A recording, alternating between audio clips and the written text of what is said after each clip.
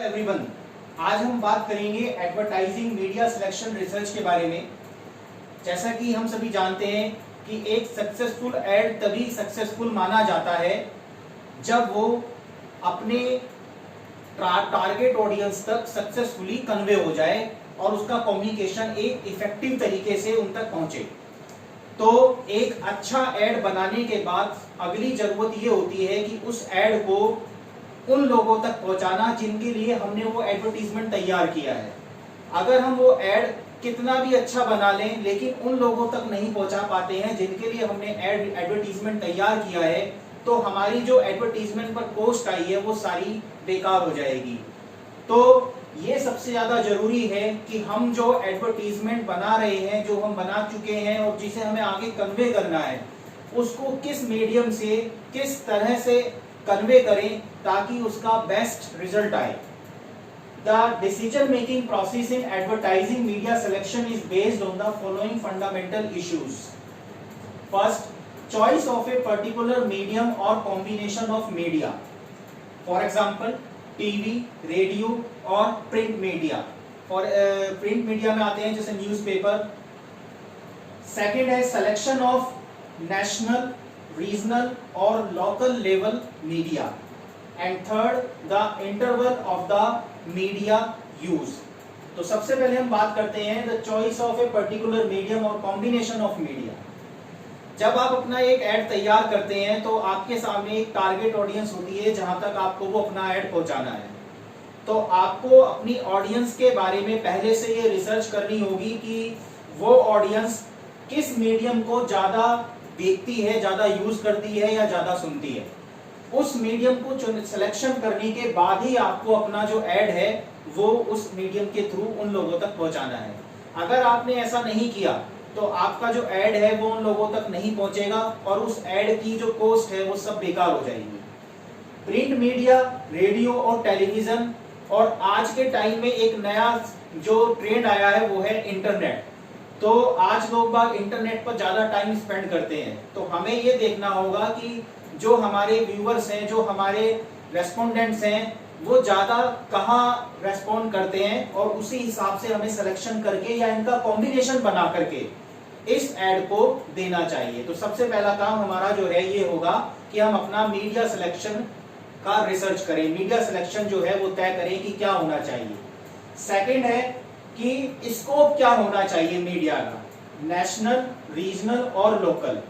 अगर हमारा product national level पर बिकना है तो हमें नेशनल लेवल की मीडिया सिलेक्शन करनी होगी। अगर वो रीजनल लेवल पर बिकता है या रीजनल लेवल पर देना है तो हमें रीजनल लेवल की मीडिया को सिलेक्ट करना होगा। और अगर हमारा प्रोडक्ट लोकल लेवल पर सेल होना है तो उसी हिसाब से लोकल मीडिया का सिलेक्शन करना होगा। तो प्रोडक्ट की एडवर्टीजमेंट करने से पहले उसका जो स्कोप है, कहाँ कहाँ वो सेल होगा, कहाँ कहाँ उसकी मार्केट होगी, इसके बारे में भी पहले से एक रिसर्च करनी पड़ेगी। थर्ड है the interval of the media use. Interval मतलब मीडिया जो है वो आप कितने कितने टाइम पर यूज करेंगे। जैसे आप रोज की रोज प्रिंट मीडिया में नहीं देंगे, या रोज की रोज रेडियो में ऐड नहीं देंगे, या रोज की रोज टेलीविजन पर नहीं देंगे। एक कॉम्बिनेशन बना के रखेंगे। एक दिन आपने टीवी पर ऐड दिया, एक दिन रेडियो पर ऐड दिया, एक दिन न्यूज़पेपर में ऐड दिया। तो इस तरह से इसका एक कॉम्बिनेशन सेट करना होगा कि किस किस तरह से जो है ऐड किस दिन कहां पर देना है, ताकि उसका जो इम्पैक्ट है वो ज्यादा से ज्यादा आए। नेक्स्ट, सेकंड थिंग आती है एडवर्टाइजिंग इफेक्टिवनेस रिसर्च। आपने एक अच्छा ऐड तैयार करा है, एक अच्छा मीडियम सिलेक्शन करा है उस ऐड को देने के लिए, लेकिन नेक्स्ट थिंग आती है कि क्या आपका एडवर्टीजमेंट सक्सेसफुल हुआ है, क्या वो उन लोगों तक पहुंचा है जिन लोगों के लिए आपने वो ऐड तैयार किया था, या आपकी मार्केट की जो सेल्स है वो उतनी इंक्रीज हुई है नहीं हुई है ऐड होने के बाद। तो इसको चेक करने के लिए हम लोग एडवर्टाइजिंग इफेक्टिवनेस रिसर्च यूज करते हैं। Various techniques for the market measurement of advertisement effectiveness like, first इसमें मेथड है कूपन रिसर्च। जैसा आप लोगों ने देखा होगा कुछ कंपनी अपने प्रोडक्ट के लिए एडवर्टीजमेंट करने के लिए कुछ कूपन्स वगैरह जो है इशू करती हैं और ये कहती हैं कि जब आप ये कूपन लेके आएंगे तो हम आपको प्रोडक्ट की परचेजिंग पर कुछ डिस्काउंट देंगे। उसका मेन रीजन यही है कि वो ये देखना चाहते हैं कि हमारा जो ऐड है वो किन किन लोगों तक गया है, और जितने लोग वो कूपन लेके आएंगे उसी को ये माना जाएगा कि उन लोगों ने हमारा ऐड देखा है और उन पर हमारे ऐड का इफेक्ट पड़ा है। तो कूपन रिसर्च में एक कूपन जो है वो प्रिंट मीडिया के थ्रू या इंटरनेट के थ्रू या फिर टीवी रेडियो के थ्रू जो है वो एक सिलेक्शन करके मीडिया का, उसमें एक कूपन जो है उनको इशू करते हैं और उस कूपन को लाने को कहा जाता है कस्टमर को, कि जब वो आए परचेजिंग के लिए तो वो कूपन लेके आए। तो इस तरह के कूपन इकट्ठा करने से ही पता चल जाता है कितने लोगों तक हमारे ऐड का इफेक्ट गया है, कितने लोगों में हमारी प्रोडक्ट अपील जो है वो बढ़ी है। To evoke enquiries some special offers are made, the replies are analysed and the effectiveness of different publications are evaluated. और इस तरह से अलग अलग पब्लिकेशंस का इवेल्युएशन भी हो जाता है। जैसे टीवी के थ्रू जो है कूपन ज्यादा आए हैं तो ये माना जाएगा कि टीवी वाला जो ऐड था हमारा वो ज्यादा सक्सेसफुल था, या प्रिंट मीडिया के थ्रू जो कूपन आए थे वो ज्यादा आए हैं तो ये माना जाएगा कि प्रिंट मीडिया हमारी सक्सेसफुल रही। तो इस तरह से कौन सा मीडियम ज्यादा सक्सेसफुल रहा उसका पता चल जाता है। थर्ड है question array research, question array response. The question array are found and sample procedure are generated to obtain records of media activities such as radio listening, television viewing, newspaper reading, etc. इसके लिए हम क्या करते हैं कि एक question array design कर लेते हैं और जो लोग प्रिंट मीडिया के थ्रू ऐड देखते हैं या टेलीविजन के थ्रू ऐड देखते हैं या रेडियो पर उन्होंने ऐड सुना है, ऐसे कुछ रेस्पोंडेंट्स को सैंपल लेकर के उनसे ये क्वेश्चन एरेस पूरे कराए जाते हैं और ये देखा जाता है कि उन्होंने कितना जो है उसमें रेस्पॉन्ड किया है। इससे ये पता चलता है कि उन लोगों पर कौन सी मीडियम का ज्यादा इफेक्ट हुआ और उसका जो ऐड का इफेक्ट है वो कितना ज्यादा अच्छा रहा। तो ये सिलेक्शन जो है कूपन रिसर्च और क्वेश्चन एरे रेस्पॉन्स, ये दो मेथड हम कर सकते हैं अपने एडवर्टीजमेंट का इफेक्ट जानने के लिए। Next, problems to evaluating the advertising effectiveness. जब हम अपना एक ऐड दे देते हैं तो उसके बाद उसका जो इफेक्ट जांचना होता है, इफेक्ट चेक करना होता है, आखिर उसको हम कैसे चेक करें, उसमें कई बार प्रॉब्लम्स आती हैं। तो सबसे पहली प्रॉब्लम आती है कॉस्ट की। ऐड बनाना अपने आप में वो भी एक कॉस्टली काम है, उसके बाद उसका इफेक्ट जांचना, इफेक्ट को चेक करना, ये भी एक कॉस्टली काम हो जाता है। तो जितना ज्यादा हम एडवर्टीजमेंट की इफेक्टिव जांचने के लिए और ज्यादा प्रोसीजर अपनाएंगे उतना ही ज्यादा हमारा जो कॉस्ट है, कॉस्ट फैक्टर है, वो भी बढ़ता चला जाएगा। तो ये कॉस्ट जनरेट होती है हमारी, ये प्रॉब्लम है एडवर्टाइजिंग इफेक्टिवनेस को जानने के लिए। सेकंड है रिसर्च प्रॉब्लम्स। रिसर्च प्रॉब्लम्स में मेन चीजें आती हैं कि जब हमें अपने एडवर्टीजमेंट का इफेक्ट जानना होता है तो उसके लिए हमें रिसर्च ऑर्गेनाइज करनी होती है। इसके लिए एक रिसर्च ट्रेंड स्टाफ रखना होता है, एक रिसर्च ट्रेंड जो है डिपार्टमेंट बनाना होता है, और इस तरह की जो रिसर्च करनी होती है ये किस एरिया में होंगी, कब होंगी, कैसे होंगी, ये सब तय करना होता है। तो इस तरह की प्रॉब्लम्स रिसर्च से रिलेटेड आती हैं। थर्ड है disagreement over what to test.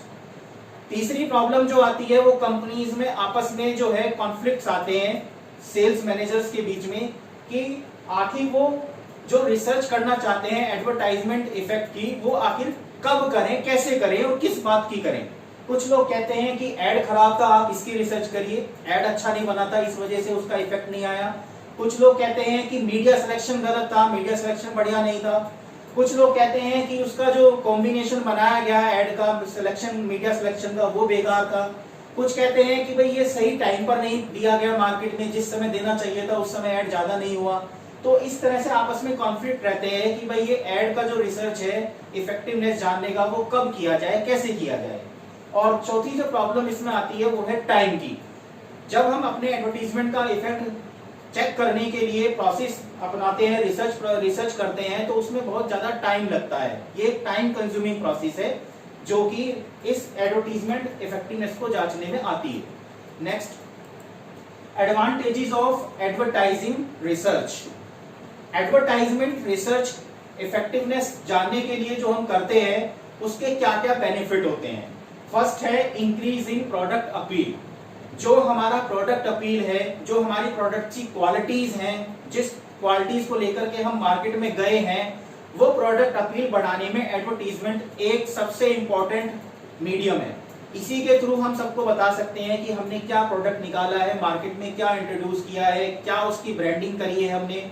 ये सब लोगों में तभी बनता है जब हम उसका एक वाइड लेवल पर एक अच्छा मीडियम सिलेक्शन करके उसका ऐड करें। तो एडवर्टीजमेंट रिसर्च बहुत जरूरी है एक अच्छा ऐड बनाने के लिए और अपनी प्रोडक्ट की अपील को इंक्रीज करने के लिए। नेक्स्ट है बेटर यूटिलाइजेशन ऑफ रिसोर्सेज। जब हम ऐड तैयार करते हैं, मार्केट में देते हैं, तो उसमें कॉस्ट आती है, तो वो कॉस्ट हमारी यूजफुल हुई नहीं हुई, ये जानने के लिए हमें एडवर्टीजमेंट रिसर्च का सहारा लेना पड़ता है। एडवर्टीजमेंट रिसर्च से हमें ये मालूम पड़ता है कि हमारे ऐड का इम्पैक्ट क्या गया। तो ये एक एडवांटेज है जो हमने अपनी कॉस्ट यूज करी है, जो कॉस्ट हमने लगाई है ऐड में, वो कितनी यूजफुल रही है, वो पता हम केवल इसी से कर सकते हैं। थर्ड है इंक्रीजिंग प्रोडक्ट लाइफ साइकिल। आप सभी जानते हैं प्रोडक्ट की एक लाइफ साइकिल होता है, प्रोडक्ट एक टाइम बाद खत्म हो जाता है। हम केवल क्या कर सकते हैं, इस प्रोडक्ट लाइफ साइकिल को बढ़ा सकते हैं, लेकिन इसे खत्म नहीं कर सकते। तो अपने प्रोडक्ट का लाइफ साइकिल बढ़ाने के लिए एडवर्टीजमेंट एक सबसे इंपॉर्टेंट मीडियम है।